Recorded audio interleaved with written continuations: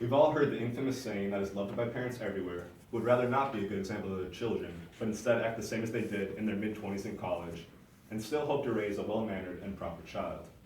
That saying is, do as I say, not as I do.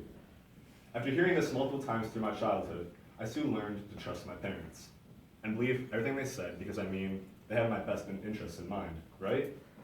Wrong. Throughout my whole life, my parents, and the majority of parents around the world, consistently lie and manipulate their children. Constant deception and mischief is how most parents rely on parenting their children, which ended up ruining our childhoods and becoming the reason we all have trust issues in our relationships.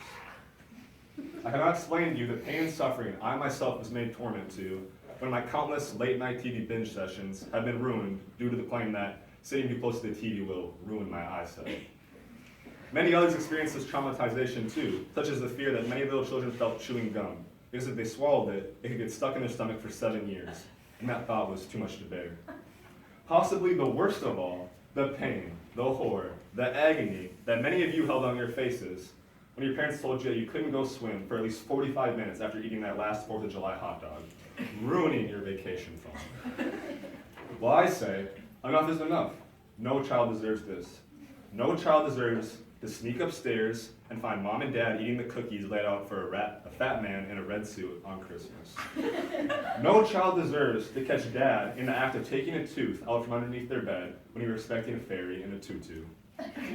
No child deserves to be stripped of the satisfaction of cracking your knuckles because they were told it would cause arthritis or other health problems down the road. No child deserves to grow up and find out that, no, Sparky, your favorite childhood dog, did not end up on a beautiful farm in New Hampshire. Dad just backed out and lived in the driveway. Get a little close to home. I say, let us be the first generation in the world, whether it be a couple in China, Switzerland, Argentina, or even here in Littleton, Wisconsin, to raise our children in the world of reality. We must be as strong as our mothers and fathers before us when they tried to hide their lies. But for us, it's just to not tell them in the first place. We must not subject our children to the ruin and misery we ourselves went through, and subject them to the lies that seem fun at the moment to tell, but when they get uncovered, ruin and taint the very childhood memories we expected to hold dear. Thank you.